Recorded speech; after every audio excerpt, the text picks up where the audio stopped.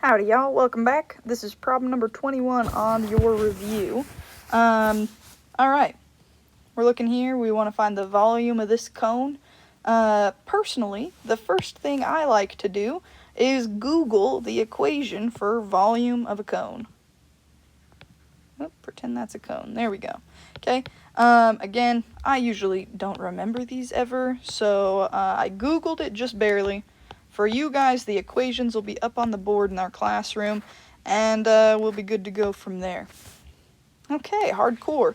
Okay, so if we take a look at this, honestly,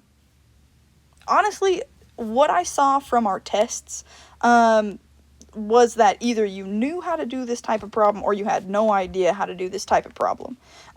Which is great, because if you don't know how to do this type of problem, it's super easy. Watch this, okay? So in my picture, if I look over here, I know the radius, right? Remember, radius is the distance from the center of the circle to the edge, right? Halfway through a circle, the radius, it looks like, is 6 kilometers. And in this picture, I know the height. The height of the whole cone. Height is 12 kilometers. Okay, so far so good. Now, I think here's why people kind of get stressed out by this equation. Oh boy, it's got a 1/3 and a pi and a squared. It's got an exponent, a fraction, and a pi. Basically, the 3 scariest things in mathematics. I think actually you guys will see, though, since we have calculators, these things don't end up being so bad if you just try. So, first thing I'm going to do is, and this is actually how I would recommend that you solve this. Okay, first thing I'm going to do is copy down the equation, but I'm going to leave a blank space for the information that the picture gives me. Let me show you what I mean by that. 1/3. Okay, 1/3's not going to change. Pi. Okay, pi's not going to change. Pi's just a number. Okay, radius, right? R stands for radius. Oh, well, the picture actually tells me what the radius is, so I'm actually going to leave a blank spot where there's supposed to be an R. I'm going to leave it open. I'm going to leave a blank spot. And then just don't forget to square it to bring down that to the power of 2. Alrighty, and then if I come over here, oh, the picture actually tells me what the height is. The picture tells me what the height is. So I'm also going to leave a blank open space for the height. Alrighty, now that we've got this super snazzy incomplete equation, let's go ahead and add in the information from our picture.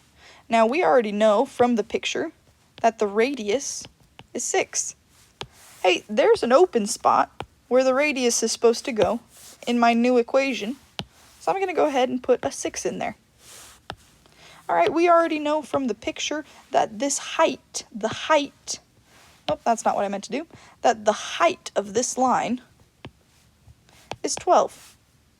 Oh, well, there's actually a place in my equation where the height's supposed to go, right here, right? Okay, so I'm going to go ahead and put in a 12. Alright, now here's the easy part. You either type this into a calculator, or I like to solve it out a couple steps before I type it in. So I'm going to have 1/3 pi, and then if I take care of this part, 6 times 6, right? 6 squared, 6 times 6 is 36, times 12. Alrighty, hardcore. I like to well, at this point, it might be a good idea to just type this into the calculator, so I'm going to do 12 times 36 on my calculator here. I get 432 pi. I just like to leave the pi alone. Basically, the numbers carry it around like it's a briefcase, but it doesn't really change. It just goes behind them. And then all this over 3, because of this 1/3, all of this I can put on top of a 3. Alrighty, on my calculator, I might go ahead and do 432 divided by 3 just to simplify this a bit more. And I end up with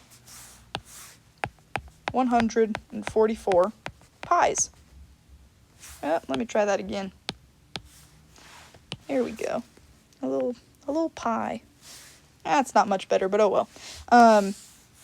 Now, you can either choose to leave it like this, or you can say, okay, well, 144 times pi, and on your calculators, there's a pi button right there. On my calculator that I'm using right here, there's a pi button, so I'm just going to click it, and I get that this is approximately 452.39 on your test, either of these answers would be fine. I don't really have a preference.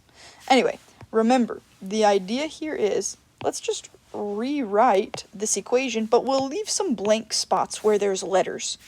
Then we'll look at our picture to see, okay, well, now I know what should go in the spot where those letters go. Okay? Then you basically type it into your calculator and you're donezo. We're done, right?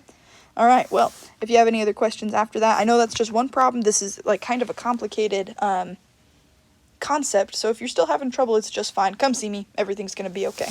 All right, go team.